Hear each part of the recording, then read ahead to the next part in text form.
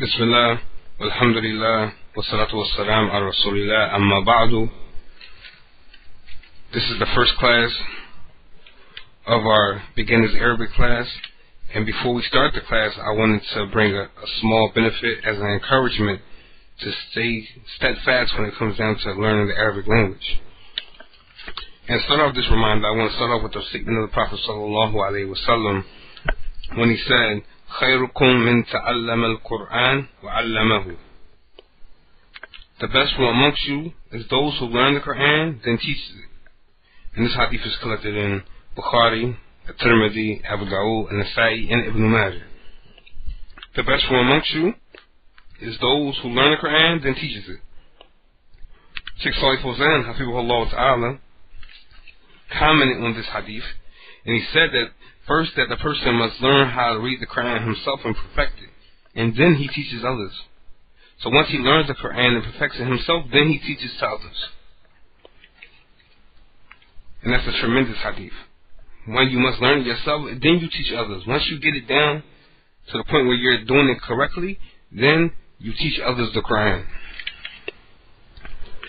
And there's another hadith that I wanted to mention, and that hadith is, the Messenger of Allah sallallahu alaihi wasallam said, which is related in the Tirmidhi, they said, whoever reads a letter from the book of Allah, for him is a good deed. For him is a good deed. And a good deed up 10 times. So he'll get a good deed and he'll get it multiplied by 10. He'll get a good deed and it'll be multiplied by 10. And then he said that I'm not saying that Alif Lam Mim is one letter. He said Alif is a letter, Lam is a letter, and Mim is a letter. So this is a tremendous one. This one hadith alone should encourage everybody to learn how to read the Arabic language. Because you read in one letter, you're getting 10, you're getting one reward, and you're getting it 10 times more. You're getting one reward, and you're getting it 10 times more. So, example, if you recite Surah Al-Fatiha, Alhamdulillahi Rabbil Alameen. Now, how many words you just got for that?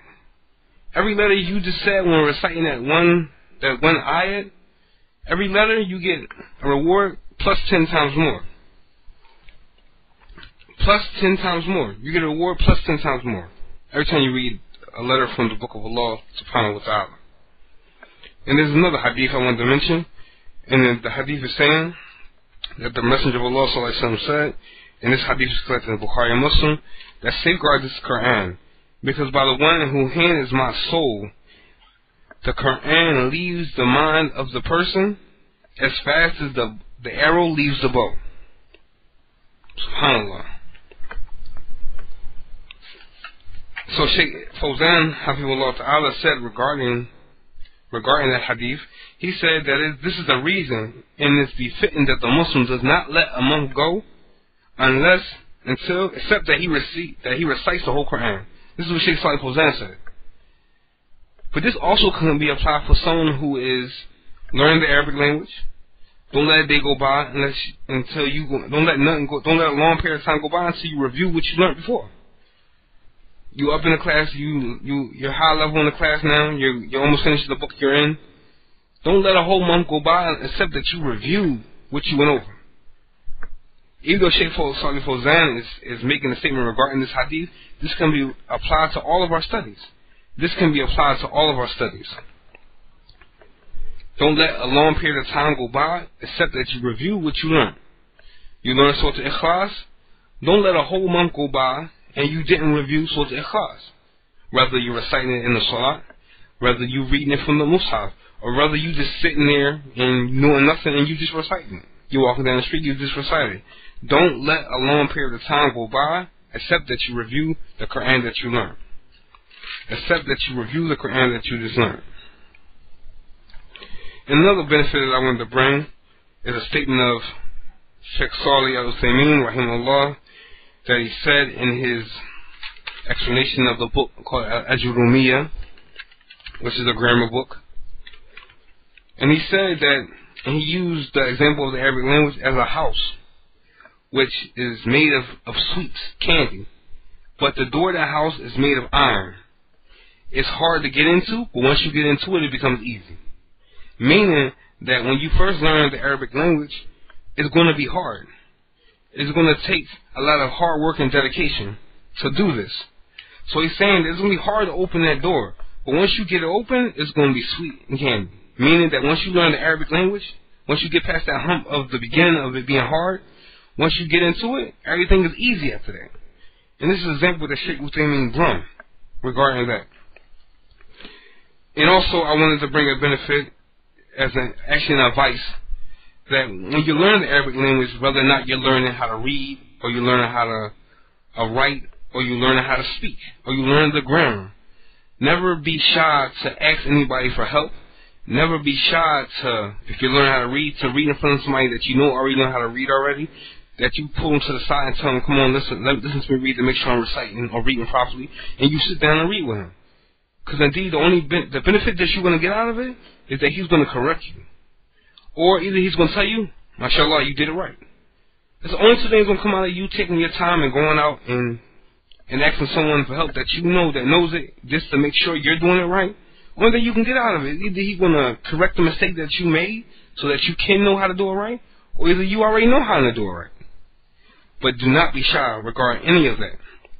Even when you learn how to start doing the small conversations that we'll be going over in the class, you go ahead and you go to somebody you know that know the language, and you start talking to them. Either two things won't come out of it. Either the person is going to correct you if you said the statement wrong, or either he's going to understand what you're saying and he's going to continue speaking with you. So there's no bad out of going to the people you know, because we got to get out of the shyness of not wanting to go to somebody and ask them to listen to us. We got to get out of the shyness. The shyness is something that's not going to help us increase in knowledge.